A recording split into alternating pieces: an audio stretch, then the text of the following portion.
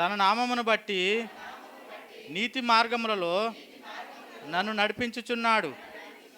గాఢాంధకారపు లోయలలో నేను సంచరించినను ఏ అపాయమునకు భయపడను. నీవు నాకు తోడయ్యుందువు. నీ దుడ్డు కర్రయు నీ దండమును నన్ను ఆదరించును. నా శత్రువుల ఎదుట నీవు నాకు భోజనము సిద్ధపరచెదవు. నూనెతో నా తల అంటి ఉన్నావు. నా గిన్నె నిండి పొర్లుచున్నది. నేను బ్రతుకు దినములన్నీ కృపాక్షేమములే నా వెంట వచ్చును. చిరకాలము యెహోవా మందిరములో నివాసము చేసేదను. దేవుడి వాక్యం దీవించును. మాట్లాడుతాడు. ఆ మాట వినడానికి సిద్ధపడిన వారు మీరు చెప్పండి. పెద్ద గుంపు ఉందనుకోండి, ఒక నాయకుడు మాట్లాడుతున్నాడు అనుకోండి, ఆ సౌండ్ తక్కువ ఉందనుకోండి, వినడానికి పోయినాడు ఏమన్నాడు పక్కన, హే హాగరా మాట్లాడుతున్నాడు వినాలా, ఆయన ఏం మాట్లాడుతున్నా. మరి మనతో మాట్లాడేది ఎవరు? మనతో మాట్లాడేది దేవుడు కదా. నరమాత్రుడు మాట్లాడితే మీకు ఏం ఒరగదు కదా. దేవుడు మాట్లాడుతున్నప్పుడు మనం మౌనంగా ఉండాలి. లోక భాషలు అంటారు ఒళ్ళు దగ్గర పెట్టుకోండి అంటారు. ఒక మాట ఏమంటారండి? ఒళ్ళు దగ్గర పెట్టుకొని వినాలంటారు. సార్లు చెప్తారు క్లాసులలో, రే పాఠాలు చెప్పేటప్పుడు ఎవరి ఒళ్ళు వాడు దగ్గర పెట్టుకొని వినండి. ఎందుకని? మీరు మంచి మార్కులు రావాలంటే మీరు జాగ్రత్తగా వినాలి. అదే కదా ప్రసంగి 5లో కూడా అంటాడు, దేవుని మందిరంకి వెళ్ళినప్పుడు నీ ప్రవర్తన, చెప్పండి, నీ ప్రవర్తన జాగ్రత్త చూసుకోనండి. ఇంకొక గ్రంథకర్త అంటాడు, ప్రవక్త, ఇదిగో నేను వారి ప్రవర్తన చూచితిని. వాట్సాప్లో వస్తుంది సాయంత్రం మీకు ఈ మాట. నేను వారి ప్రవర్తన చూచితిని, నేను వారిని బాగు చేసేదని అంటాడు దేవుడు. చప్పటి ప్రభుని కనపరచుదాం. హల్లెలూయా. డిసిప్లిన్ చాలా ఇంపార్టెంట్ అయింది. చాలా ఇంపార్టెంట్ అయింది. ఎందుకంటే మనం భూ సంబంధమైన దాని కొరకు కూర్చోలే. ఇక్కడ నేనంటాను, పరలోకములు ఎలా జరుగుతుందో భూలోకములు ఎలా జరుగునుగాక. హల్లెలూయా. దేవదూతలు ఆయన సన్నిధికి వస్తే ఎట్లుంటారో తెలిసినా, గజ్జ గజ్జ గజ్జ గజ్జ గజ్జ వణుకుతారంట. ఆయన ముఖాన్ని చూడలేక రెండు కప్పుకుంటారంట. ఆయన తేజస్సుకు తట్టుకోలేక పాదాలు కప్పుకుంటారంట. ఎంత క్రమశిక్షణగా ఉంటారో, ఎంత మౌనంగా ఉంటారో. దేవుని బిడ్డలారా, మనం కూడా ఎంత మౌనంగా ఉండాలి, ఎంత జాగ్రత్తగా ఉండాలి, ఎంత డిసిప్లిన్ మనకు ఉండాలి. దేవుని మహిమ గాక. కంఠంలో ఊపిరిన్నంత కాలం మర్చిపోకండి. ఎక్కడ ప్రార్థనలో కూర్చున్నా, అది కుటుంబ ప్రార్థన, అది ఆల్ నైట్ ప్రార్థన, అది సంఘ ప్రార్థన, ఇంకేడన్నా సభలకు మీటింగ్లు పోయినరా, ఎక్కడ పోయినా సరే నువ్వు మౌనంగా కూర్చొని వినగలిగితే నువ్వు ఆశించినది పొందుకొని బయలుదేరుతావు. చప్పటి కూడా ప్రభుని కనపరచుదాం. అల్లరికి అస్సలు సోటియొద్దు, అస్సలు సోటియొద్దు. అల్లరి సైతాను పని అది, గలిబిలి సైతాను పని అది. కొన్ని భ్రమపరచు ఆత్మలు ఉంటాయి, కొన్ని వెలుగుదూతలు ఉంటాయి. చాలా జాగ్రత్తగా ఉండాలి. మనం ఎప్పుడైతే మౌనంగా ఉండి వింటామో దేవుడు మనతో మాట్లాడతాడు. స్తోత్రమా. రెండు చేతులు పైకెత్తి. ఇప్పుడు నువ్వు జాగ్రత్త పడుకుంటా, నీ పిల్లలను జాగ్రత్త పరచాలి. అర్థమైందా? కొంతమందికి ముత్తిమతి ఉన్న వాళ్ళు ఉంటారు, కొంతమంది అట్లా మనం ఉండకూడదు. దేవునికి మహిమ కలుగును గాక. రైట్, మన వాక్యంలోకి వెళ్దామా? రైట్, చూద్దాం, మెసేజ్ చూద్దాం, చాలా జాగ్రత్తగా విందాం. లూకాసు వార్త 9వ అధ్యాయము 23వ వచనం. లూకాసు వార్త 9వ అధ్యాయము 23వ వచనం.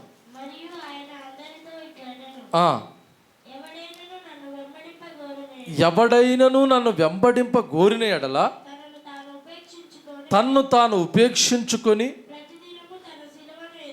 ప్రతి దినము, ఇది గుర్తుపెట్టుకోండి, ప్రతి దినము తన సిలువనెత్తుకొని నన్ను వెంబడింపవలను. చాలండి. దేవునికి మహిమ కలుగును గాక.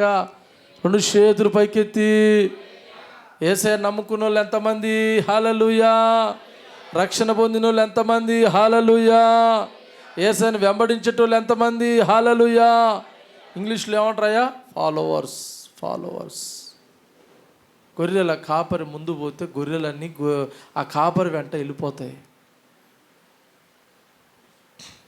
మనం ఎవరిని వెంబడించాలని మందిరానికి వస్తున్నామంటే యేసు ప్రభుని వెంబడించాలని. ఇంకొకడు కూడా ఉండు, సైతాన్ గడు ఒక పక్కన ఉంటాడు. వాడు కూడా అంటాడు, నా వెంట రండి, నా మార్గం విశాలమైనది, నా కాడికి వస్తే ఇష్టం వచ్చినట్టు బతకొచ్చు, ఇష్టం వచ్చినట్టు చేయొచ్చు, ఇష్టం వచ్చినట్టుగా నువ్వు ప్రవర్తించవచ్చు, నీ ఇష్టం, నీ ఇష్టం. యేసు ప్రభు అంటాడు, నా వెంట రండి, నా మార్గం ఇరుకు. దేవుని స్తోత్రం. హల్లెలూయా. నా మార్గం నిత్య జీవానికి తీసుకెళ్తుంది. నా మార్గము శాశ్వతమైన జీవంలోకి ప్రవేశింపజేస్తుంది. నా మార్గం మరణం తర్వాత జీవం ఉన్నది. యేసు ఒకవైపు వెంబడిస్తున్నాడు, సాతాను ఒకవైపు వెంబడిస్తున్నాడు. ప్రజలను పిలుస్తూ ఉన్నాడు. యేసు కూడా రెండు చేతులు చాపి, అవునా, యెషయా గ్రంథంలో అంటాడుగా, దినమంతయు నా చేతులు చాపి ఉన్నానంటాడు యేసు ప్రభు. అలానే సైతాను కూడా ఏం చేస్తుండు? వాడు చాపిండు చేతులు. దేవునికి స్తోత్రం. రెండు చేతులు పైకెత్తి చేద్దామా? యేసయ్య ఇక్కడ అంటున్న మాట ఏందో తెలిసిన, ఎవడైనను నన్ను వెంబడించగోరిన ఎడల. ఆల్రెడీ మనం వెంబడిస్తూనే ఉన్నాం. మనం ఏం చేస్తున్నాం? వెంబడిస్తూనే ఉన్నాం. ఈ మాట అందరితోటి అన్నాడు ఆయన. ఆ మాట ఉంటుంది చూడండి, ఆయన అందరితోనూ అని ఉంటుంది చూడండి. అక్కడ పదం ఉన్నది, అక్కడ 23వ వచనంలో పాయింట్లు పట్టుకోవాలి పిల్లరా. ఒక్కొక్క పదము గొప్ప వివరాన్ని ఇస్తుంది. ఒక్కొక్క పదము, ఒక్కొక్క అక్షరము గొప్ప విలువనిస్తుంది. ఆయన అందరితోనూ. దేవుని స్తోత్రం. కొన్ని సేవకులతోటి అంటలేడు ఆయన, విశ్వాసులతోటి అంటలేడు, లోకంతో అంటలేడు, అందరితోటి అంటుండే ఆయన. ఏమని? ఎవడైనను నన్ను వెంబడించగోరిన ఎడలా. ఆమేన్. స్తోత్రం చెప్పండి గట్టికోసారి. ఒక రాజకీయ పార్టీ నాయకునికి ఆయనకు సంబంధించినటువంటి షరతులు ఉంటాయి. అంటారా లేవా? అంటారా లేదా? స్కూల్లో వాళ్ళకు సంబంధించిన కొన్ని షరతులు ఉంటాయి. అవును, లోక సంబంధం అన్నిటికీ షరతులు ఉంటాయి. మహిళా సంఘం వాళ్ళకి షరతులు ఇవ్వండి. మహిళా సంఘం ఎప్పుడు కట్టాలి? 5వ తారీఖు కట్టాలి కొంతమంది, అవునా? ఒక లేట్ అయితే చాలానా కట్టాలి. అవి ఏంటంటే షరతులు, అంటే నిబంధనలు, అంతేనాయా? యేసు ప్రభు కూడా మనకు కొన్ని నిబంధనలు చెప్తుండు. ఏంటిదా నిబంధన అంటే, ఎవడైనా నన్ను వెంబడించగోరిన ఎడల తన సిలువను తానెత్తుకొని. ఎవరెత్తుకోవాలంట? ఎవరెత్తుకోవాలంట? నీ సిలువ ఎవరెత్తుకోవాలి? మాట్లాడతలేరు. నీ సిలువను నువ్వే ఎత్తుకోవాలి. ఆమెన్. స్తోత్రం చెప్పుకోసారి. తర్వాత చెప్తా, ఒక పెద్ద మనిషి చేసిన పని చెప్తా తర్వాత. నీ సిలువను నువ్వే ఎత్తుకొని ఆయనను వెంబడించాలి. అసలు సిలువ అంటే ఏంది? మనోళ్ళు చాలామంది ఇళ్ళ మీద సిలువలు, గేట్ల మీద సిలువలు, చర్చిల మీద సిలువలు, అన్నిట్లో ఏడ చూసినా సిలువలు సిలువలు సిలువలు. ఆ అన్నిలకి సిలువ అంటే క్రైస్తవుడు కథం. నా మనసులో అనిపిస్తుంది, సిలువలో వ్రేలాడిన యేసయ్యను విడిచిపెట్టి మనోళ్ళు సిలువను ఆరాధిస్తారు. మీకు అర్థమైందని చెప్పిన భాష? సిలువ మీద వ్రేలాడిన ఆయన ఓ పక్కనుండు, ఆయన విడిచిపెట్టిర్రు, ఇప్పుడు సిలువల మీద పడ్డరు. ఇక దేవుని స్తోత్రం. 2 చేతులు పైకెత్తి. ఈ తంతు ఎట్టుందంటే, యేసుప్రభు ఆడ ఉంటే వేరే ఆమె వచ్చి అంటది, అయ్యో ఎవడో విమానం మీద వస్తే ఆ వచ్చిన అతిథికి అయ్యపోయి దేనికి వేసినట్ట దండ? విమానానికి వేసినట్టు. ఎందుకని ఇది తీసుకొచ్చింది. ఇప్పుడు విమానం ఇంపార్టెంటా, వ్యక్తి ఇంపార్టెంటా? సిలువ ఇంపార్టెంటా? సిలువ మీద చేసేది ఆ శిక్షలలో ఒక శిక్ష సిలువ శిక్ష. ప్రపంచాన్ని భయపెట్టడానికి ఆ శిక్ష పెట్టుకురాలు. ఇప్పుడు మనకు సిలువ ఇంపార్టెంటా, సిలువ మీద వేలాడిన యేసయ్య ఇంపార్టెంటా? అందుకని ఏ విగ్రహం, దేవునికి మహిమ కలుగును గాక. 2 చేతులు పైకెత్తి, 2 చేతులు పైకెత్తి. సిలువ అంటే శ్రమలకు సాదృశ్యం. సిలువ అంటే దేనికి సాదృశ్యం? శ్రమలకు సాదృశ్యం. అయితే నీ ఆత్మీయ జీవితంలో నీ సిలువను ఎత్తుకొని అంటుండు. అంటే శ్రమలు వచ్చినా సరే నేను నిన్నే వెంబడిస్తాను అనుకున్నోడు నన్ను వెంబడించాలి. ఆమె చెప్పి కట్టుకోసారి. నన్ను నమ్ముకుంటే సుఖాలు వస్తాయని చెప్పను. యేసయ్య నమ్ముకున్నోనికి ఎక్కువ శ్రమలు. హల్లెలూయా. నేను ఒక సాక్ష్యం చెప్తుంది. ఒక్క ఆమె దేవుని నమ్ముకుందంట. వాళ్ళ బంధువులు ఎవ్వరు నమ్ముకోలేదు. 20 ఏళ్ల పాటు దేవుని బిడ్డలారా ఒక్కతే యేసుని వెంబడించింది. చప్పటి కూడా ప్రభుని కనపరచుదాం. హల్లెలూయా. వాళ్ళ ఊరోళ్ళందరూ ఎగతాళి చేసిరంట. ఆమె సొంతం ఆడనంటే తుమ్మడమే. ఇంకోసారి 20 ఏళ్ల పాటు వాళ్ళ చుట్టాలు బంధువులు అందరూ ఎగతాళి చేసిరంట. కానీ ఈరోజు ఆమెను ఉన్నతమైన స్థితిలో పెట్టి స్టేజ్ మీద ఆమెను కూర్చోబెట్టిరంట. ఆమెను ఎగతాళి చేసిన వాళ్ళు కింద కూర్చోరంట. దేవునికి స్తోత్రం చెప్తావు గట్టికోసారి. 2 చేతుల పైకెత్తి. ఎట్లా వెంబడించాలి యేసయ్యని? నీ సిలువ మోస్తూ ఆయన వెంబడించాలి. ఆమేన్. సిలువ అంటే నిబంధనలకు సూచన. సిలువ అనగా యేసుకు ఇష్టానుసారమైన ప్రవర్తన అని అర్థం. దేవుని బిడ్డలారా, ఆయనకి ఇష్టానుసారంగా ఉంటూ వెంబడించాలి. ఆయన బోధించిన బోధనను అనుసరిస్తూ వెంబడించాలి. ఆయన భయము భక్తి కలిగి ఆయన మనం వెంబడించాలి. హల్లెలూయా. 2 చేతులు పైకెత్తి చేద్దామా. ఆయన వెంబడించే క్రమంలో నీకు ఎన్నో నిందలు, అవమానాలు, దూషణలు, ఎగతాళి, పరిహాసాలు, ఏమండి సూటిపోటి మాటలు ఎన్ని ఎదురైతాయో అవన్నీ వచ్చినా పర్వాలేదు, నేను నిన్నే వెంబడిస్తానంటే అప్పుడు వాడు నన్ను వెంబడించాలి. దేవునికి స్తోత్రం చెప్పండి గట్టికోసారి. ఒక మాట చెప్పనా? మరణము వరకు నిన్ను విడిచిపెట్టననేటోడు నన్ను వెంబడించాలంటాడు యేసు ప్రభు. ఆమేన్. 2 చేతులు పైకి చేద్దామా. 2 చేతులు పైకి చేద్దామా. నీ సిలువను నువ్వు ఎత్తుకొని వెంబడించాలి. కొంతమంది ఏం చేస్తారంటే, అయ్యగారు నువ్వు మోస్తావా జర నాకు పరుగు అవుతుంది. ఒకసారి అంట ఒక ఆయన అందరికి సిలువలు ఇచ్చిందంట. సిలువలు ఇచ్చి మీరు దీన్ని మోసుకుంటూ వెళ్ళండి, ఒక కడపోయినాక వంతెన వస్తుంది. ఆయన తెలుసు ఆ వంతెన దాటాలంటే సిలువ వేసుకొని అవతల పోవాలని. కొంతమంది తెలుగుగల్లు ఉంటారు కదా, తెలుగుగల్లు ఏది తాళం కింద వేసి పైన అది ఏమంటుందని బేడం వేసి 3 సార్లు గుంజుతారు. ఇట్ట ఇట్ట ఇట్ట ఇట్ట గట్టిగానే ఉందని పోతారు. పోయి వచ్చే వరకు ఒకరు పడతాయి, ఇంట్లో దొంగలు పడతారు. ఏమరా తాళం గట్టిగానే వేసినావు అంటే తాళం వేసింది కిందంగా పైగా కాదు. అట్టుంటుందన్నమాట కొంతమంది తెలివి. వాళ్ళు మేమే తెలుగుగల్లో అనుకుంటారు కానీ ఇంకా వాళ్ళ పనులు ఇట్టుంటాయి అన్నమాట. ఇక ఏం చేసిరంటే తలా ఒక సిలువిస్తే ఈ ఒక అయ్యగారు తెలుగుగల్ల ఆయన అయ్యగారు కొంచెం కట్ చేసిండు. ఏం కట్ చేసిండు? కొద్దిగా అంత కట్ చేసుకోండు, ఇంత పొడిగా వాడు మోస్తాడు. వాళ్ళకి తెలియలేదు, అందుకే వాళ్ళు మోస్తారు. నేను కట్ చేసుకుంటాను ఒక చెప్పండి 3 కట్ చేసాను, ఇక తేలిక అయిపోయింది. ఇక ఉరుకుతుండే, ఇక వీళ్ళు నడుచుకుంటూ అమ్మ అయ్యా అమ్మ అంటుంటే వీడియో ఉరుకుతుండు. వారు ఎట్టరా వాడు ఉరుకుతుండు, వీళ్ళకి ఏం అర్థం కావట్లే. ఏమండి పోయి వేసి చూసేవారికల్లా సిలువ పొడుగు సరిపోతలేదు. పొడుగు ఎందుకు అవతల పోవాలి కాదు, వేసుకొని అడ్డం వేసుకొని దేవునికి స్తోత్రం చెప్పి కట్టుకోసారి హల్లెలూయా. దాన్ని వేసుకొని అవతలికి వెళ్ళాలి కానీ సరిపోతలేదు. వెనకంగా వాడు భారంగా కష్టంగా వచ్చి సిలువ వేసుకొని అవతలి పోతుండు, ఇంకొకటి వేసుకొని అవతలి పోతుండు. కానీ వీడు మాత్రం వీడినే ఉండు. ఎందుకని సిలువను ఏం చేసిండు? బాగినాలే. ఈరోజు పాస్టర్లు కూడా కొంతమంది ఏం చేస్తారో తెలిసిన, మా కాడికి రండి సిలువను కొంచెం కట్ చేస్తాం. ఏం చేస్తాం? కొంచెం మీకు భారం తగ్గిస్తాం. దేవుని స్తోత్రం చెప్పండి గట్టుకోసారి. మీ భారం ఏం చేస్తాం? తక్కువ చేస్తాం. అవునా? విశ్వాసాలు కూడా ఏడ సిలువ తక్కువ ఉంటే, బరువు తక్కువ ఉంటే ఆడికే పోతాం. అవునా? పొడుగు తక్కువ ఉంటే ఆడికే పోతాం. అంటే అర్థం ఏంటంటే వాళ్ళకు అనుకూలంగా ఉండే చూసుకుంటుర్రు, కానీ దేవునికి అనుకూలమైనది ఏదో వాళ్ళు గుర్తెరుగుతలేరు. దేవునికి స్తోత్రం చెప్పండి. ఈ మనుషుడు సిలువను చెప్పండి 2 ఫీట్లు కట్ చేసుకుండు, దాటుదామంటే అవకాశం లేదు. వాళ్ళు మోసుకుంటూ వచ్చారు, వేసుకుర్రు, అవతలకి ఈజీగా దాటిపోతుర్రు. దేవుని బిడ్డలారా, ఆయన ఏం బోధిస్తుండో అదే మనకు సిలువ. ఆమెను చెప్పి గట్టుకోసారి. యేసయ్య దేవునికి నీ నరులకు మధ్యలో వచ్చి సిలువ మీద ఎందుకు వేలాడినంటే మనల్ని తండ్రితో ఐక్యం చేయడానికి ఆ సిలువను వాడుకుండా ఆయన. ఆమేన్. ఈ సిలువ, నేను చెప్పే ఈ సిలువ, ఈ శ్రమలు దేని కొరకంటే భూలోకంలో నుంచి పరలోకం చేరడానికి వాడబడేదే ఈ సిలువ. చప్పటి కొట్టి గట్టుకోసారి. ఈ సిలువ పేరే నీతి, ఈ సిలువ పేరే నిజాయితీ, ఈ సిలువ పేరే పరిశుద్ధత, ఈ సిలువ పేరే యథార్థమైన జీవితం. ఇది కనుక నువ్వు మొయ్యగలిగితే ఆయన దగ్గరికి నువ్వు చేరగలుగుతావు. చప్పటి కొట్టి ప్రభుని కనపరచుదామా? హల్లెలూయా. ఉపేక్షించుకో అంటుండు. ఏం చేసుకో అంటుండు? ఉపేక్షించుకో అంటే పరీక్షించుకో ఒక్కసారి నువ్వు ఎట్లున్నావో. నేను ఒక మాట అడుగుతాను, చెప్పండి.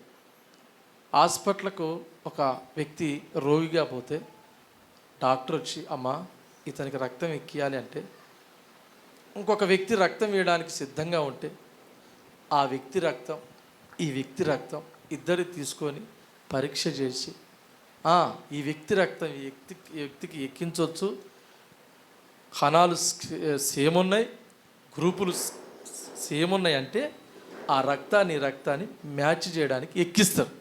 ఒకవేళ ఆ రక్తం ఈ రక్తంతో కలవలేదనుకోండి, పరీక్ష లేకుండా ఎక్కించారనుకోండి, ఈడేమవుతాడు? మాట్లాడరే ఎగిరిపోతాడు. అందుకే కొంతమంది రక్తం ఎక్కించిన చచ్చిపోయిన రక్తం అర్థమవుతుందండి. ఎంత దుర్మార్గం పెరుగుతుందో చూడండి లోకంలో. దేవుని బిడ్డలారా, అవునా? మీకు అర్థమయ్యే భాషలో చెప్తా. దేవుడు నాకు ఇచ్చిన కృపాదే. నువ్వు బట్టలు కొనేటప్పుడు చీర, మీ గురించి అమ్మ, చీర జాకెట్ అన్నీ లైనింగ్ గీనింగ్ మ్యాచ్ చూడవా?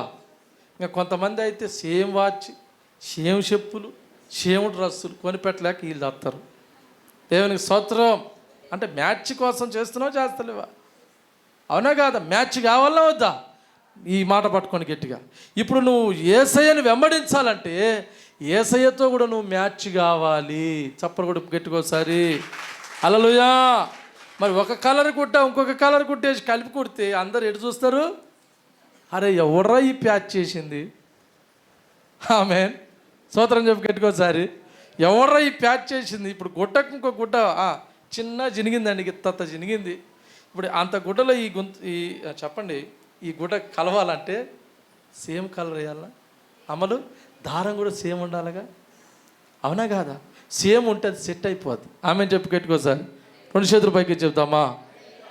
అట్లనే యేసయ్యను మనం వెంబడించాలంటే యేసయ్య గుణగణాలు, ఆయన లక్షణాలు మనం ధరించాలి. దేవునికి మహిమ కలుగును గాక.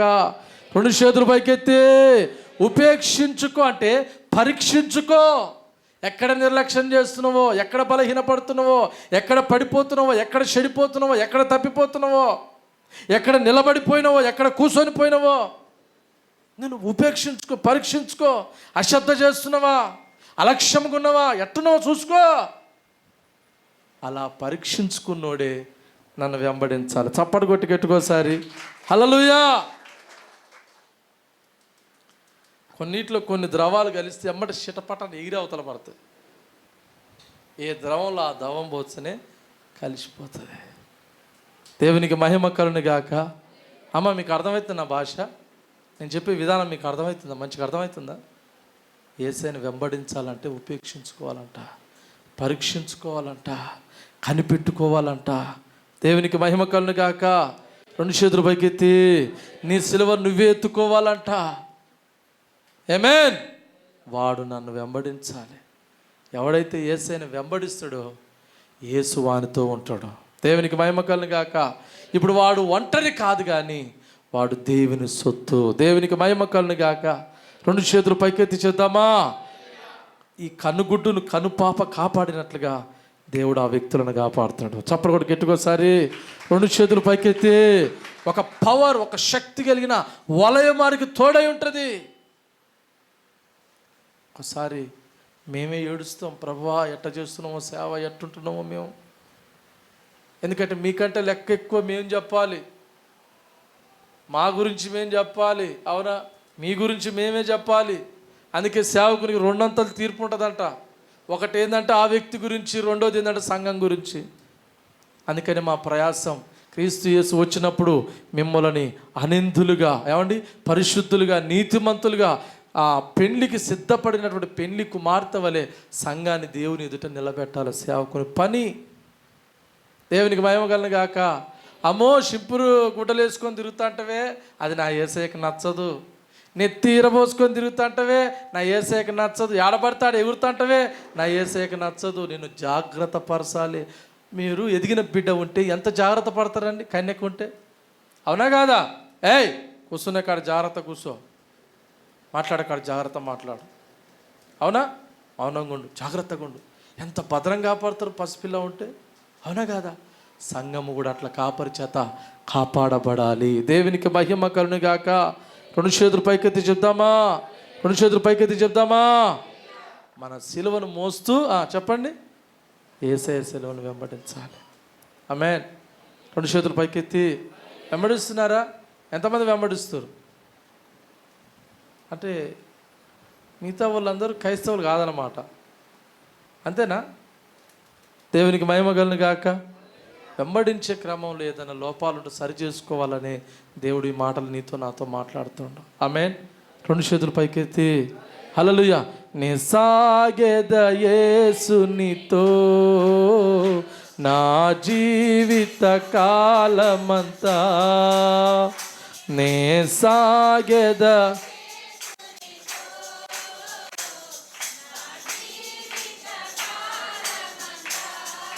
హల్లెలూయా. నా పాటలు పాడే టైం ఉండదు, ఎందుకంటే వాక్యం చెప్పే టైం మీరు ఇయ్యరు, అవునా కాదా? దేవునికి మహిమ కలుగును గాక. 2 చేతులు పైకెత్తి చేద్దామా? హల్లెలూయా. ఇది క్రమము రావడమే యేసయ్యను వెంబడించడం. ఆమెను చెప్పండి గట్టికోసారి. మీకు ఒకవేళ కష్టం కావచ్చు, ఇబ్బంది ఉండొచ్చు, అవునా?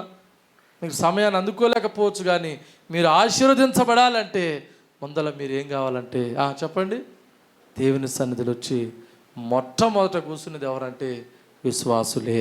ఆమెను చెప్పండి గట్టికోసారి. అర్థమవుతుందా మీకు చెప్పేది? ఫస్ట్లో కూర్చునేది ఎవరు? సంఘంలో విశ్వాసులు కూర్చోవాలి. దేవుని మహిమ కలుగును గాక. మరి విశ్వాసులు లాస్ట్లో వస్తే ఏమనాలని చెప్పండి, మీ భాషలోనే చెప్పండి. దేవునికి మహిమ కలుగును గాక. అందుకే ఉపేక్షించుకోనండి, పరీక్షించుకోనండి. మీరు ఎలా ఉన్నారు, ఎలా ప్రవర్తిస్తున్నారు పరీక్షించుకోండి అని యేసు ప్రభు ఈ రోజున నీతో నాతో మాట్లాడుతున్నాడు. దేవునికి మహిమ కలుగును గాక. నీ మీదేదో కోపంతో నేను చెప్తలేను, ఇది బైబిల్ యొక్క క్రమశిక్షణ. స్తోత్రం చెప్పండి గట్టికోసారి. ఇంకొక మాట చూద్దాం ఈ రోజున. యేసు ప్రభువు మత్తయి సువార్త 20వ అధ్యాయం 19వ వచనం, మత్తయి సువార్త 20వ అధ్యాయం 19వ వచనంలో ఒక ఆశ్చర్యపరిచేటువంటి ఒక విషయం ఉంటుంది. మీరు చదవండి ఒకసారి. ఆయనను అపహసించుటకు, కొరడాలతో కొట్టుటకును, సిలువ వేయుటకును అన్య జనులకు ఆయనను అప్పగింతురు. ఆగండి, ఇది స్వయంగా యేసు ప్రభు ఆయన నోటనే పలికిన మాట. నెహెమ్యా ఎవరు చెప్పారంటే ఇది స్వయంగా యేసు ప్రభువే చెప్పిండు. ఒక ప్రసంగం చేస్తూ యేసు ప్రభువే డైరెక్ట్గా ఆయన నోట వచ్చిన మాట. ఆయనను అపహసించడానికి వినాలి, బాగా వినాలి అమ్మ. చెవులు చాటలు చేసుకొని వినండి వాక్యాన్ని, చెవులు చాటలు చేసుకొని వినాల. ఆయనను అపహసించడానికి, ఆయనను సిలువ వేయడానికి, ఆయనను అన్య జనుల చేతికి అప్పగింతురు. ఈ పాయింట్ గుర్తుపెట్టుకోండి. ఎవరి చేతులకి? అన్య జనుల చేతికి అప్పగింతురు అనండి మీరు ఒకసారి, మళ్ళొకసారి. మీకు ఏమైనా అర్థమవుతుంది మాట? ఎవరు అప్పగిస్తారు? ఇప్పుడు ప్రశ్న ఏంటంటే ఎవరు అప్పగిస్తారు అన్ని జనులకి? రావట్లేదు నా దాకా. హలో, నాకు వినపడతలేదు. మీరు ఏదో అనుకుంటారు లోపట. మాట్లాడు, నేను పర్మిషన్ ఇచ్చినట్టే మాట్లాడమని అర్థం. మౌనం వద్దు. అన్య జనుల చేతికి అప్పగించదురా అన్నాడు కదా. ఎవరు అప్పగిస్తారు?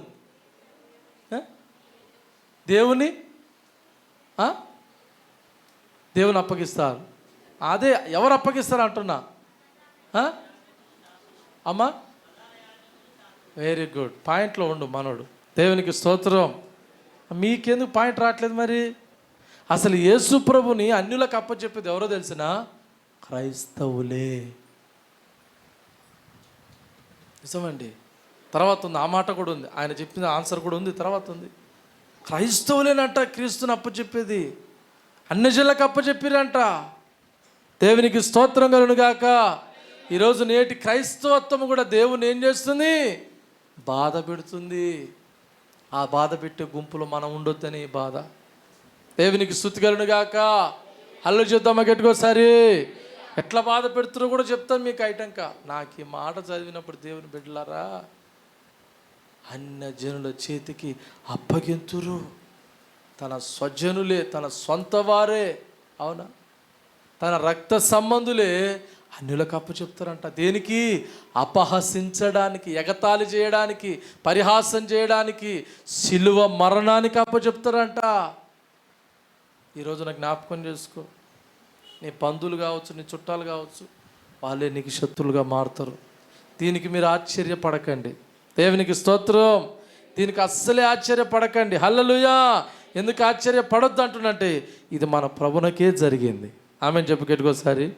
ఆయన జరిగింది కాబట్టి నువ్వేం పెద్ద వింతేమీ కాదు. కొంతమంది వచ్చి నాకు చెప్తుంటారు, అన్న మా వాళ్ళు ఇట్టన్నా, వాళ్ళట్టన్నా, ఇల్లట్ట అంటే నాకు పాపం ప్రభువా, ఇలా జ్ఞానమీన ఆయన, ఇలా తెలివిలేక బాధపడుతురు ప్రభువా. దేవునికి స్తోత్రం చెప్పండి గట్టికోసారి.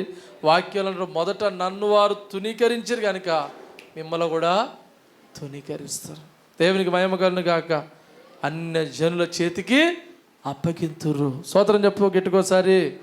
నేను చెప్తాను ఒక సేవకునిగా, క్రైస్తవుల కంటే నీకు అన్యులు ఎక్కువ సాయం. హోరవరండి, నిజమండి, నేను చెప్తున్నా. దేవునికి మహిమ కలుగును గాక. కానీ అట్లా ఏడుషోళ్ళ ముందునే దేవుడు మనల్ని గణపరుస్తాడు. ఆమెను చెప్పు గట్టికోసారి. మనం గణపరచబడినప్పుడు వాళ్ళని పిలవాలి.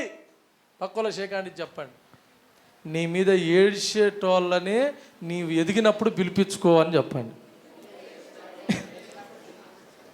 అలా కొద్దిగంత నొప్పి వస్తుంది, కానీ నీ ఆశీర్వాదం చూసినాక ఇంకెక్కువ నొప్పి వస్తుంది.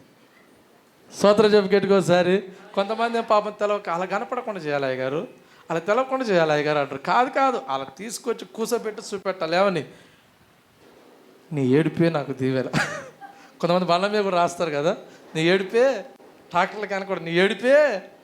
అరే నువ్వు ఎంత ఏడిచినావో, నేను ఇంత దీవించబడ్డా, ఇంకా నువ్వు ఎక్కువ ఏడుచు, ఇంకా ఎక్కువ. స్తోత్రం చెప్పు గట్టికోసారి.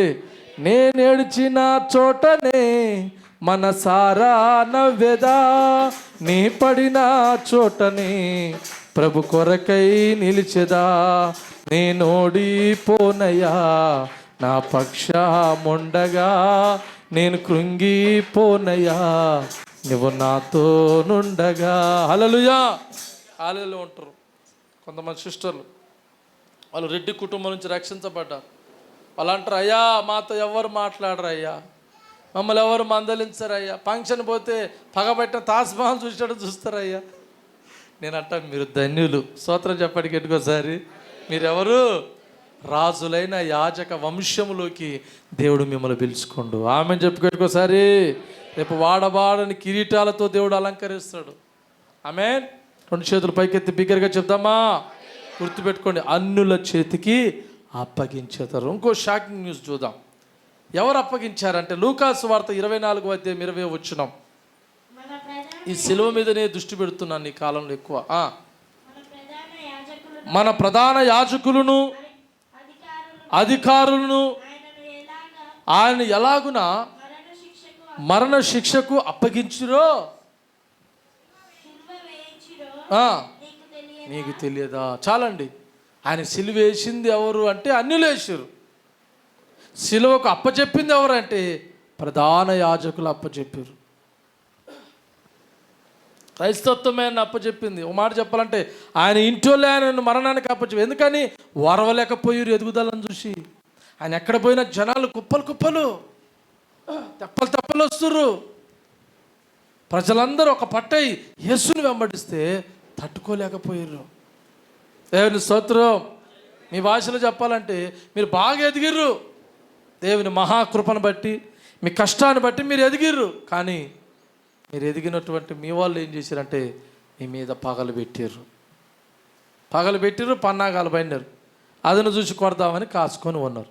ఉండరంటారా? చూడండి, హెబ్రీలకు రాసిన పత్రిక 6వ చూడండి ఒకసారి. అమ్మా, శక్తుల ప్రభావమును అనుభవించిన తర్వాత తప్పిపోయిన వారు మరలా పాపం చేసేటోళ్ళు తమ విషయంలో దేవుని కుమారుని మరలా సిలువ వేయుచున్నారు. చాలండి. దేవునికి స్తోత్రం. ఇప్పుడు క్రైస్తవులు చేస్తున్న పని ఎందుకు తెలిసినండి? వాళ్ళు ఒక్కసారి వేసిరు సిలువ బహాటంగా బహిరంగంగా. కానీ ఈరోజు ప్రతిరోజు క్రైస్తవులు అనబడుతున్నాం, మనమే సిలువ వేస్తున్నాం. ఏదో ఒక దాంట్లో తప్పిపోతూనే ఉన్నాం, ఏదో ఒక దాంట్లో పడిపోతూనే ఉన్నాం, ఏదో ఒక దాంట్లో జారిపోతూనే ఉన్నాం. మన మాటలు కావచ్చు, మన ప్రవర్తన కావచ్చు, మన క్రియలు కావచ్చు. అవునా? ఏదో ఒక విషయంలో అనుదినం సిలువేస్తున్నామంట. అనుదినం ఏం వేస్తున్నాం? సిలువేస్తున్నాం. ఆయన బాధ పెట్టేది ఇప్పుడు అన్యులు కాదు, క్రైస్తవులే. అందుకే ఈ మాట అంటాడు కదా, మిమ్మును బట్టియే కదా నా నామం అన్ని జనుల మధ్యలో దూషించబడుతుంది. దేవునికి స్తోత్రం చెప్పరే గట్టిగోసారి. నిన్నటి రోజున దేవరకొండ నుంచి వస్తున్నా, చీకటి పడ్డది, ఎక్స్ప్రెస్ బస్ ఎక్కిన. కండక్టర్ని అడిగిన, కండక్టర్ సార్ గారు మా అచ్చం పిలుపయ్య గారు లెక్కనే ఉంటాడు, సేమ్ డిటో. కొంచెం ఆయన నలుపు ఉంటాడు, ఈయన జర ఎర్రపడ్డాడు అంతే. స్తోత్రం చెప్పి గట్టిగోసారి. ఏసీ రూమ్లో నుండి జర ఎర్రపడ్డాడు.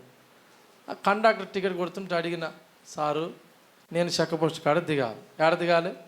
బండి ఆడుంది, మరి ఎక్స్ప్రెస్ ఇది, మరి నువ్వు ఆపుతావా? ఒకవేళ ఆడ ఆపనంటే ఆలీలైనా దిగుతా, నీడలైనా దిగుతా అని నేను కండక్టర్ అన్నాడు. ఎందుకో నేను ఆపిస్తలే అన్నాడు. డ్రైవర్ ఆపడుగా అన్న. లేదు నేను చెప్తే ఆడ ఆపాల్సింది అన్నట్టుగా ఆయన అన్నాడు. సరే కొట్టు అన్న. 100 కొట్టిండు, టికెట్ 100 కొట్టిండు. చెక్క పోస్ట్ దగ్గర రాగానే ఆలయ నుంచి నేను ముందుకు వచ్చేసిన. సార్ బస్సు చెక్క పోస్ట్ కాడ ఆపండి అంటే ఆడంటాడు, బస్సు ఆగదు చెక్క పోస్ట్ కాడ అంటాడు. ఎవరు? డ్రైవర్. నేను కండక్టర్ సారు అన్న వెనక తిరిగిన. ఆపాయా బస్సు ఆపా అంటాడు. అంటే ఈ మాట్లాడుతున్నాను. వాడు ఫ్లైఓవర్ ఎక్కించాను పైకి. ఫ్లైఓవర్ ఎక్కించి మధ్యలో ఆపుతాడే, దిగు అంటాడు ఫ్లైఓవర్ మధ్యలో. అంటే సార్ నేను ఇక్కడ దిగి ఈడంగా దూకనా అన్న. జనాలు ఏమో నవ్వుతురు, మీరు నవ్వినట్టు వాళ్ళు నవ్వుతురు. ఈడ దిగి దూకనా అన్న. అది దూకుతావా అయితే అని ముందలు తీసుకుపోయాడు. నాకు ఎమ కోపం వచ్చింది, ఎందుకంటే చీకటి పడ్డది. మళ్ళీ ఒక్కరిని ఆ నుంచి ఇటుకు నడవాలి, దాదాపు 6 కిలోమీటర్ పైన ఉంటుంది. నాకు వచ్చే కోపానికి వాడిని ఎట్ట తిట్టాలన్నా వద్దా? కానీ మౌనంగా ఉండి. ఎందుకని? నేను తిడితే నాకు తెలిసిన వాళ్ళు ఎవరైనా బస్సులు ఉంటే, హలో కొంచెం వెనక ముందు చూసుకోవాలి కదండి. స్వాతంత్రం చెప్పరా గెట్టుకోసారి. తిట్టాలనుకుంటే దిగి ఎవరు లేకపోతే తిడితే తిట్టు, కానీ వెనక ముందు చూసి ఇల్లు ఎవరన్నా ఉంటే తిడితే, అమ్మ పలానైనా పాస్టర్ అంటే అమ్మాయి ఈయన చక్కదాన్ని విట్టు అంటే నేనెందుకు సేవ చేసేది? అర్థమవుతుందండి? నీళ్ళు లేని బాయిలో దూకినా పెద్ద ఆశ్చర్యం. అందుకని నా నోరును అదుపు చేసుకున్నా. దేవునికి మహిమ కలుగును గాక. దిగినాక 2-3 మాటలు తిట్టుకుంటూ పోయినా. అప్పటికి నా మనసు అనిపిస్తుంది, ఏసునామములో బస్సు నిడను లాగిపోవాలి అను అను అను. మనం అనుకుంటాం కదండి ఒక్కోసారి, అను అంటే అయిపోద్దాడు. నీ పవర్ ఏందో చూడాలని. ఓయ్ మనసా, నువ్వు తొందరపడకే, నువ్వు చాలా కంగారు పెడుతున్నావు నన్ను. అని ఆగం చేసేటట్టున్నావు. దేవునికి స్తోత్రం. హల్లెలూయా చెప్తావా గట్టికోసారి? అంటే దేవుని బిడ్డలారా, మనం ఏ విషయంలో తప్పిపోతే మనమే యేసయ్యకి సిలువేసినంత విలువ. అందుకని యేసయ్యను మహిమపరచడానికి మనం ప్రయత్నం చేయాలి. కానీ మనం బాధపడ్డ పర్లే, కానీ మన ప్రభు ఏం చేయబడాలి? మహిమపరచబడాలి. స్తోత్రం చెప్పండి గట్టికోసారి. అందుకే ఒక శంప కొడితే ఏమన్నాడు? మా జకరయ్య అంటాడు, కాలే తీస్తాయి గారు అంటాడు. శంప మీద కొడితే ఏం తీస్తాడంట? అసలు కాలే తీసి అవతలేస్తా అంటాడు. దేవునికి మహిమ కలుగును గాక. 2 చేతులు పైకి తీసేద్దామా? మనము సిలువలో యేసయ్య చూపించిన ప్రేమని లోకంలో మనం చూపించము గాక. ఆమె చెప్పరు గట్టికోసారి. చేతులలో రక్తం గారుతున్న, కాళ్ళలో రక్తం గారుతున్న, దేహమంతా గాయాలతో చెల్చబడి ఉన్నప్పటికీ, శ్వాస తీసుకోలేని పరిస్థితులు ఆయన ఉన్నప్పటికీ, దీనికి ఈ గాయాలు ఒక పక్కనైతే ఎదురుగా నిలబడ్డ గాయాలు ఇంకా భయంకరంగా ఉన్నాయి. వాళ్ళు ఏమన్నా చెప్పండి, నిజంగా నువ్వు దేవుని కుమారుని మీద శిలుమించి అసలు పెద్ద గాయాలు అయ్యండి. కొట్టిన వాళ్ళకంటే, ఏమైనా హింసించిన వాళ్ళకంటే పెద్ద గాయం ఏం చెప్పండి? ఇంకో మాట చెప్పమంటారా? మేలు పొందినోళ్ళే అంత పెద్ద మాటలు అంటే ఎట్లా అనిపిస్తుందండి? దేవుని మహిమ కలుగును గాక. నీ జీవితంలో కూడా నీ ద్వారా సహాయం పొందినోళ్ళే మరలా నిన్ను అవమానపరిస్తే ఇంకెంత బాధ అనిపిస్తుంది. కనుక దేవుని బిడ్డలారా, యేసయ్య ద్వారా మనం మేలు పొందినామా పొందలేదా? ఒకసారి మనం ప్రార్థనలు ఇట్టనే ఉంటాయి, శాస్తవా చేయవా. ఒక మాట చెప్పాలంటే శాస్తవా సస్తవా. ఏందండి? దేవుని దగ్గర కూడా మనం ఏమంటాం? శాస్తవా, నీ చిత్తమేంది ప్రభువా అని అడగం. దేవునికి మహిమ కలుగును గాక. నీ ఇష్టమేంది ప్రభువా, నన్ను ఈ మార్గంలో నడిపిస్తున్నావు, నా జీవితం ఇలా ఉంది, నా బ్రతుకు ఇలా ఉంది, నీ చిత్తమే సిద్ధించును గాక అని అడగం. చేస్తావా సస్తావా అంటే దీని అర్థం ఏంది? మనం కూడా యేసయ్యని ఏం చేస్తున్నాం? అవమానపరుస్తున్నాం. అందుకే ఒక అన్యుడు వచ్చి అంటాడు, అయ్యా నీ చిత్తం అయితే నన్ను బాగు చేయి. ఆమెను చెప్పు గట్టికోసారి. హల్లెలూయా అంటాడు కాబట్టి, నీ చిత్తమే జరుగునెల్లా. రావాలి, బయటికి రావాలి. Very good. నీ చిత్తమే జరుగునెల్లా, ఒక మాట పలికిన చాలు అయ్యా, ఒక మాట. హల్లెలూయా. లూకాసు వార్త 24:7 చదవండి. అక్కడ రాయబడుతుంది, యేసు ప్రభుని పాపిష్టు జనులకు అప్పచెప్పబడతాడంట. చదవా. మనుష్య కుమారుడు పాపిష్టులైన మనుషుల చేతికి సిలువ వేయబడి 3వ దినమున లేవవలసి ఉన్నది. దేవునికే మహిమ కలుగును గాక. స్తోత్రం చెప్పు గట్టికోసారి. పాపిష్టి మనుషుల చేతికి అంట. ఏ మనుషులండి? ఒక్కొక్కసారి మన జీవితాలు కూడా ఏమైతాయి అంటారు, ఈ పాపిస్టోడు తెలిగింది ఎవరన్నా బతుకు అంటారు కొంతమంది. అవునా కదండి? పాపిస్ట్ మనుషులు అంటే ఏంది? అర్థమేంది? పాపిస్టోళ్ళు అంటే ఎవరండి? గడ చూస్తారు, నాకేం సంబంధం లేదన్నట్టుగా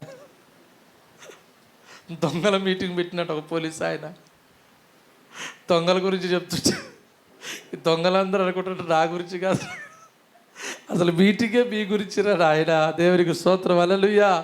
పాపిస్టోళ్ళు అంటే ఏందండి అని అడిగిరా. కట్టుండ్రు గిట్టుండ్రు అని చెప్తారు కదా మీరు, కానీ బాగా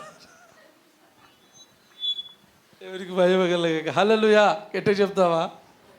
పాపిస్టోళ్ళు అంటే అన్యాయంగా శిక్షించేవా, హింసించేవాళ్ళని పాపిస్టోళ్ళు అంట. అర్థమైందా మీకు చెప్పేది? పాపిస్టోళ్ళు అంటే అర్థమైంది? వాళ్ళకి ఏం సంబంధం ఉండదు, కానీ వాళ్ళు దూరిపోతారు. వాళ్ళు ఎట్లా దూరిపోతారు అంటే, చెప్పండి, మనల్ని బాధ పెట్టేటట్టుగా దూరిపోతారు. చెడు చేయకపోయినా చెడు చేసేటోళ్ళని ఏమంటారు?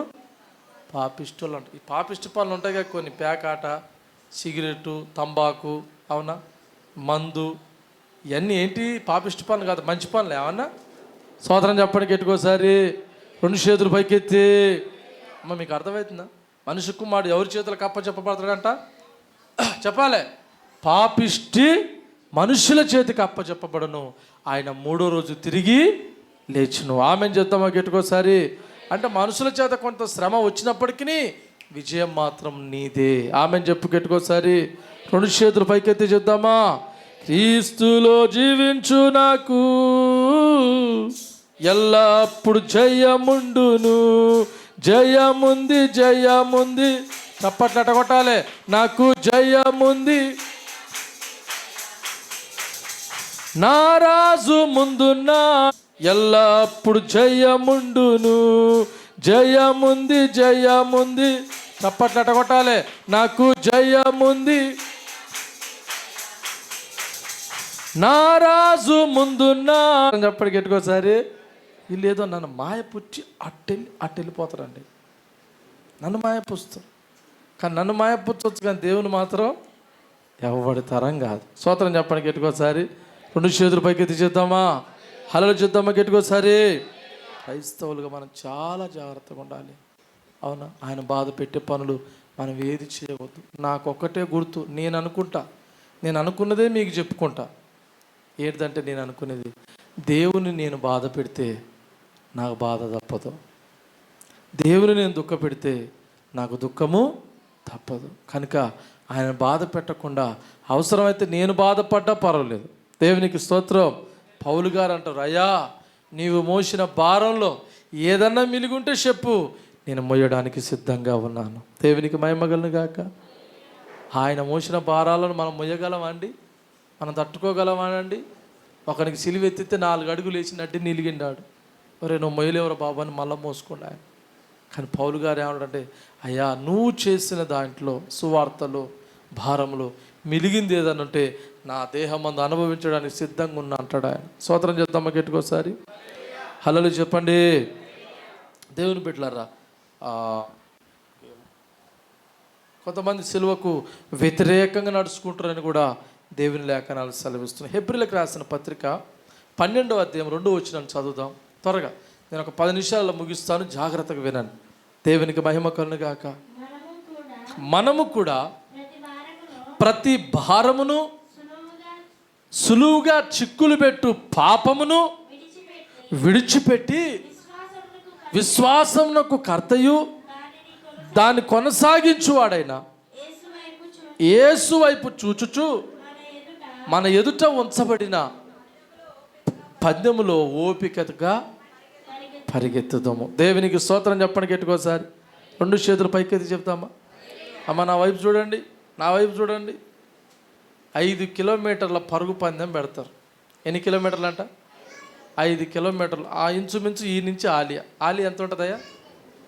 అంతేనా? 7? సరే 5 అనుకుందాం. ఈ నుంచి ఆలియాకు ఉరకాలి, ఇచ్చిన టైంలో ఉరకాలి. కానిస్టేబుల్ అయితే ఇచ్చిన టైంలో ఉరకాలి. నేను రేపటి లోపల వస్తా అంటే కుదరదాడ. ఇచ్చిన టైంలో ఉరకాలి, 5 కిలోమీటర్లు ఉరకాలి. అనుభవం ఉన్నోడు ఏం చేస్తాడో తెలిసిన వాడు ఆడికి ఉరకాలి కనుక ముందల్నే ఉరికి కొలబడకుండా స్లోగా జాగ్రత్తగా వాడు ఉరుకుతాడు. కొంచెం ఆత్రపోడు అయినా అనుకో, మా జాషోగాన్ టైప్లా ఒకటే ఉరుకుడు. ఏది మన సినిమా టాకిస్తుందిగా ఊరు పెట్టడం వల్ల ఒకటే ఉరుకుడు. ఇడిచిపెట్టిన కుక్క ఉరుకుతుంది కదా, ఉరికి ఉరికి ఉరికి ఉరికి ఉరికి ఉరికి ఆడిపోయి అలిపిరొచ్చి అమ్మా ఇడ నొప్పి లేస్తుంది, ఇడ నొప్పి లేస్తుంది. అది కాదు, ఎట్ట ఉరకాలే? ఓపికతో ఉరకాలి. దేవునికి స్తోత్రం. ఇప్పుడు మళ్ళీ చదవడం మొదలు పెట్టండి. దాన్ని వివరిస్తా క్లియర్గా. ఇది గుర్తుపెట్టుకోవాలి మీరు.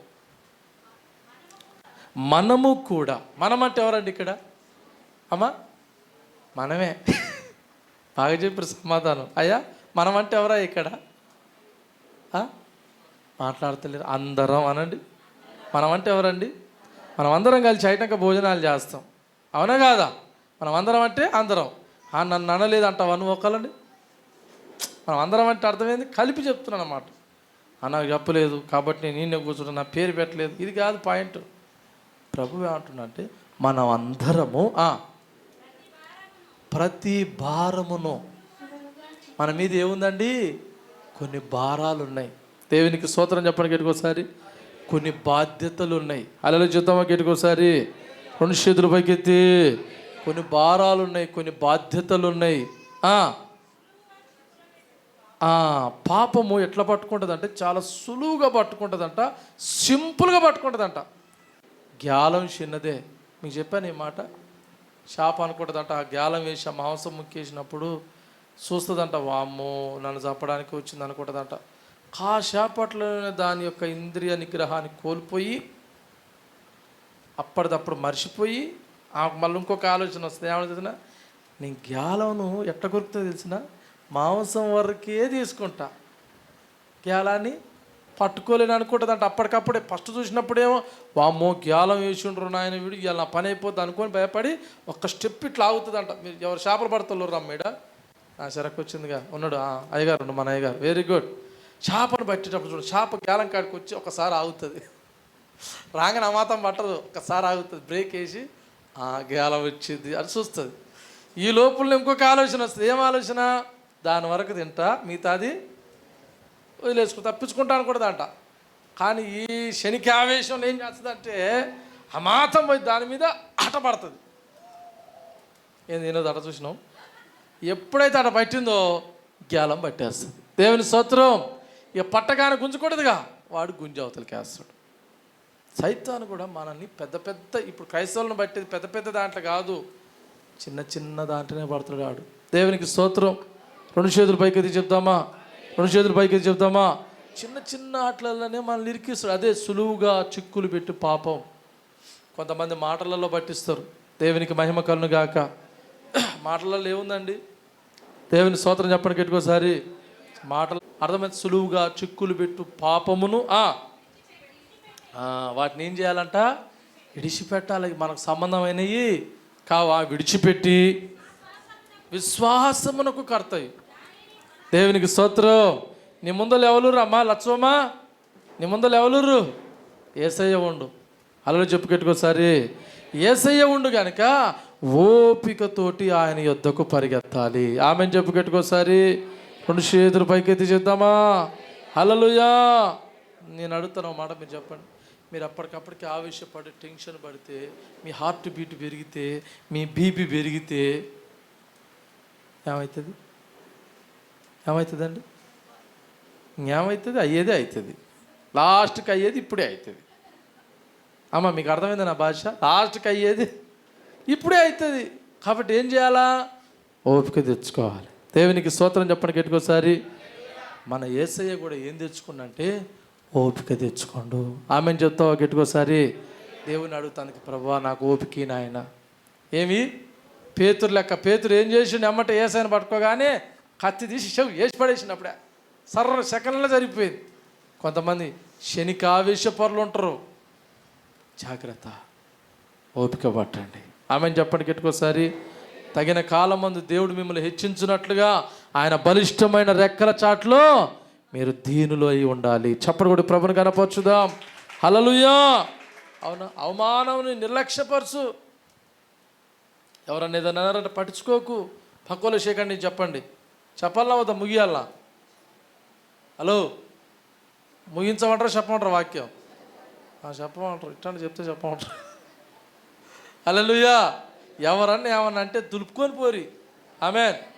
మళ్ళమ్మా పట్టుకొని కూర్చోవద్దు. ఎవరైనా సరే కూర్చున్న వాళ్ళకి మీ అందరు చెప్తున్నా, మిమ్మల్ని ఎవరన్నా ఎగతాళి చేసిన, అపహసించిన, ఏదన్నా పట్టించుకోకరి. వాళ్ళ దగ్గర చెవిటి పాము లెక్క వెళ్ళిపోవాలి మీరు. దేవునికి స్తోత్రం. 2 చేతులు పైకెత్తి చెప్పు. ఎందుకంటే అన్ని పట్టించుకుంటే నువ్వు దిమాగ్ పని చేయదు, బుర్ర వేడెక్కుతుంది. బుర్ర వేడెక్కి సునామీ వచ్చి బద్దలైనట్టుగా అవుతుంది బుర్రక. దీంతో తలకాయ నొప్పి, మెడకాయ నొప్పి, కళ్ళ నొప్పి, ఇవన్నీ డాక్టర్ చెప్పి, కానీ నేను చెప్పాల్సి వస్తుంది. ఎందుకని కొంతమంది ఆ పేషెంట్లు ఇలా స్తోత్రం చెప్పండి గట్టికోసారి.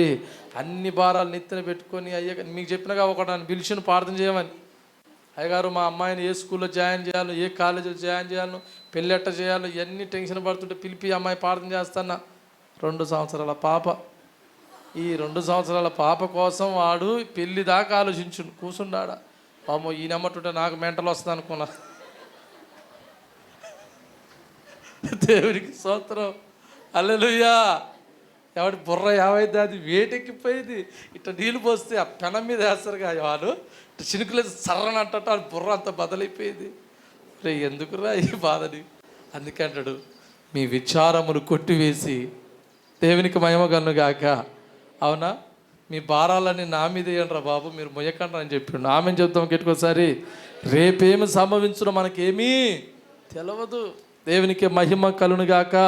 దయచేసి అట్లా ఎవరు ఉండవద్దు. కొలస్సీలకు రాసిన పత్రిక 2వ అధ్యాయం 14-15 వచనం చదువుకుందాం.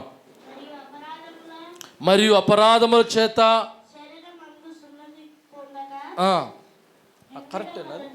కరెక్టేనా నాది? ఓకే, చదువు ఎవరు చదవండి అమ్మా, ఎమ్మట తీయలేరు కదా. Okay, right. కొలస్సీలకు రాసిన పత్రిక 2వ అధ్యాయం 14-15 వచనం చదువు.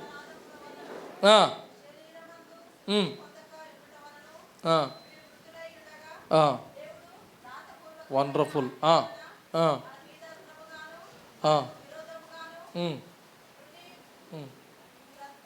మన మీద రుణముగాను అంటే తీర్చలేని దానిగాను, ఏమండి, మనకు విరోధముగాను అంటే మనం చేసిన ప్రతిదీ మనకు విరోధమై నిలబడ్డదంట. మన ప్రతి తప్పుదం, ప్రతి పాపం, ప్రతి అవిధేయత, వీటన్నిటిని యేసయ్య ఏం చేసినంటే శిలువ మ్రానుపైన ఆయన దాన్ని కొట్టేసిండంట. దేవునికి స్తోత్రం చెప్పండి గట్టికోసారి. 2 చేతులు పైకెత్తి చెప్తామా. మీకు అర్థమయ్యే భాషలో చెప్పాలంటే మీరు ఒక 10 లక్షలు ఇవ్వాలండి. ఆ 10 లక్షలు మీరు తీసుకురు ఒక వ్యక్తి దగ్గర. ఆ ఇచ్చిన ఆయన ఏమంటుండంటే, నేను వాటిని చించేస్తున్నా, నువ్వేం కట్టాల్సిన పని లేదు అన్నాడంట. దేవుని స్తోత్రం. సంతోషమైనా కాదా? హలో చెప్తామా గట్టికోసారి. అంటే ఇక్కడ వాక్యం ఏం చెప్తుందంటే, మన పాప భారాన్ని, అవునా, మనం చేసిన అపరాధాలన్నిటిని కూడా యేసు ప్రభు శిలువ మీద ఏం చేసిండు? కొట్టివేసిండంట. దేవునికి స్తోత్రం. నీ తప్పు నిన్ను ప్రశ్నిస్తుంది, నీ పాపము నిన్ను ప్రశ్నిస్తుంది, నువ్వు చేసిన అటువంటి ప్రతి చర్య నిన్ను ప్రశ్నిస్తుంది. నిన్ను ప్రశ్నించకుండా ఆయన శిలువ మీద ఏం చేసిండు? దాన్ని వెల చెల్లించిండు. దానికి చప్పడు కూడా ప్రభుని కనపరచుదామా. 2 చేతులు పైకెత్తి చేద్దామా. హల్లెలూయా. అర్థమవుతుందా? ఆయన భరించిండు కనుక మనం ఎట్లుండాలి? ఆ శిలువ యాగాన్ని బట్టి, ఆయన చేసిన త్యాగాన్ని బట్టి రుణమును కొట్టేసిండంట. ఆమేన్. తల్లిదండ్రులు చేయలేంది, డబ్బు ద్వారా జరగనిది ఇది. అర్థమవుతుందా? నీ ద్వారా, నా ద్వారా, ఎవ్వరి ద్వారా జరగదు. ఆ యొక్క ఏమంటారు దాన్ని, ఆ రుణాన్ని, ఆ భారాన్ని అంతా ఆయన కొట్టివేసి నిన్ను జయోత్సవాలతో ఊరేగించాలని దేవుడు ఆశపడుతుండు. దేవునికి మహిమ కలుగును గాక. 2 చేతులు పైకెత్తి చెప్తామా. హల్లెలూయా. నీకు ఇచ్చినటువంటి స్వతంత్రత చూడోసారి, నీకు ఇచ్చిన అధికారాలు చూడోసారి. ఆయన ఇచ్చిన అర్హతను కోల్పోతే మళ్ళా మనం సిలువకి అప్పచెప్పబడతాం కదా. దేవునికి మహిమ కలుగును గాక. 2 చేతులు పైకెత్తి చెప్తామా. మళ్ళీ తప్పిపోతే మళ్ళీ మనం ఆయన సిలువేసినట్టు అవుతాం కదా, అవునా కాదా? ఫిలిప్పీలకు రాసిన పత్రిక 2వ అధ్యాయం 8వ వచనంలో రాయబడుతున్న మాట ఏంటంటే, ఆయన ఆకారమందు నరునిగా కనపడ్డాడంట.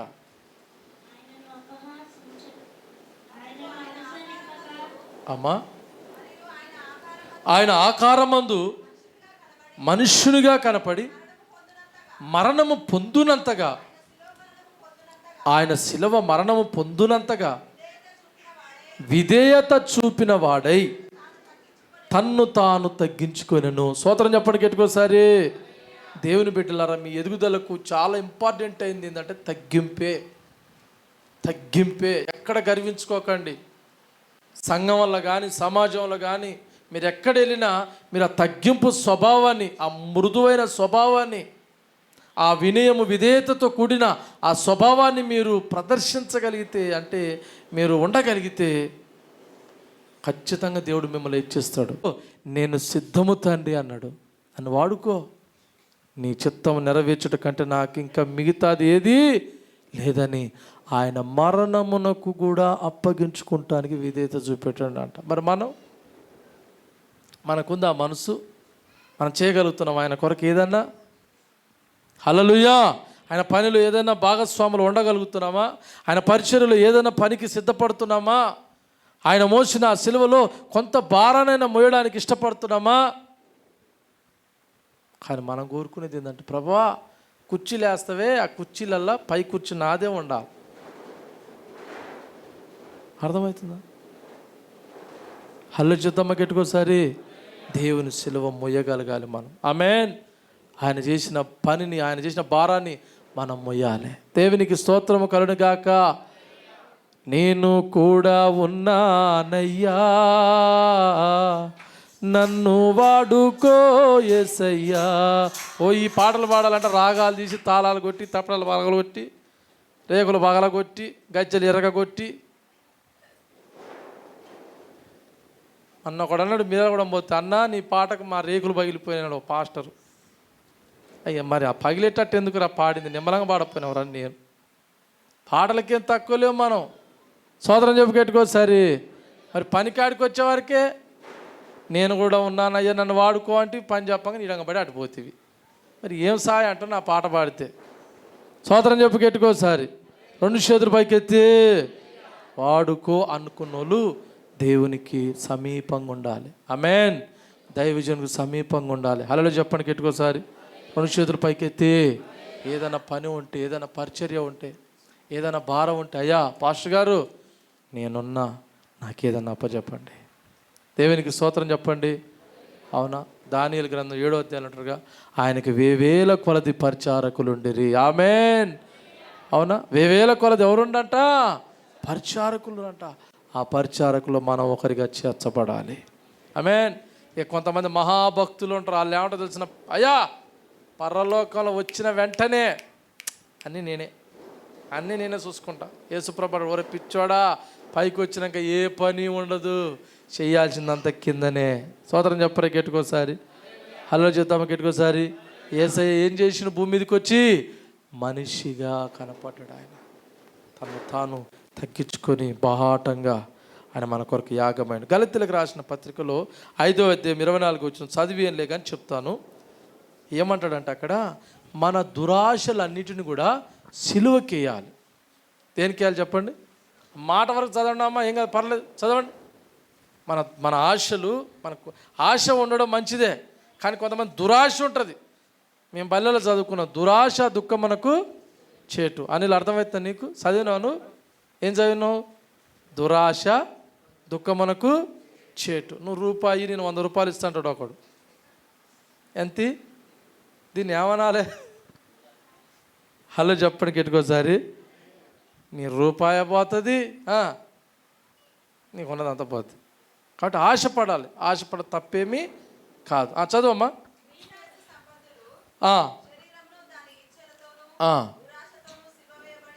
దేవునికి మహిమ కలుగును గాక. స్తోత్రం చెప్పండి కెట్టుకోసారి.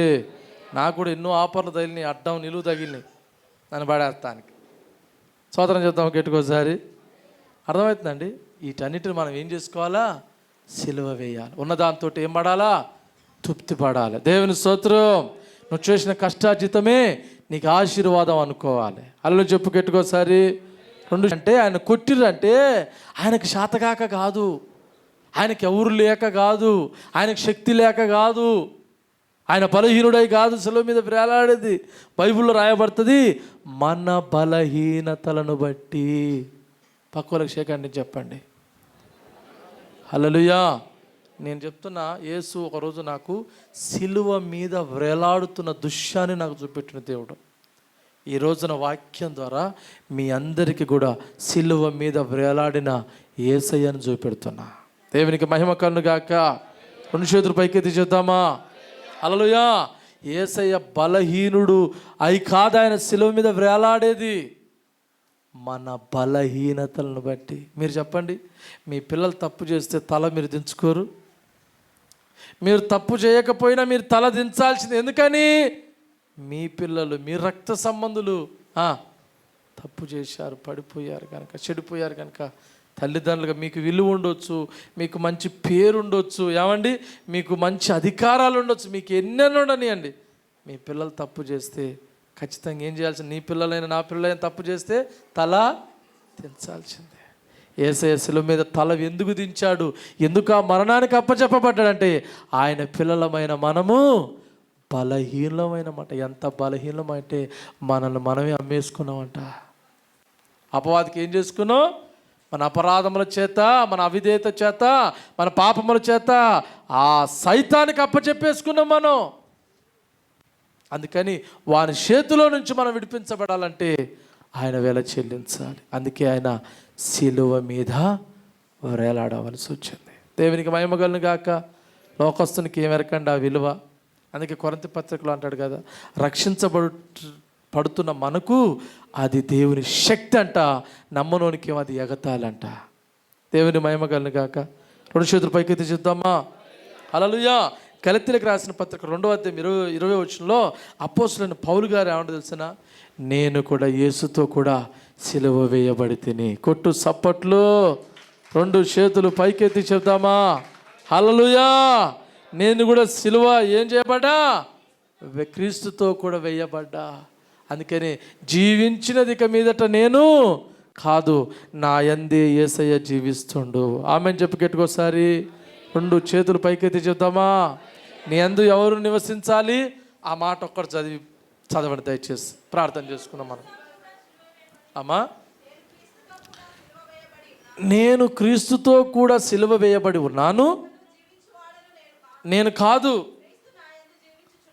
ఆమేన్. స్తోత్రం చెప్పు గట్టికోసారి. యేసయ్య నీ యందు జీవించాలంటే నీవు సిలువ వేయబడాలి. సిలువ వేయబడడం అంటే ఏంది?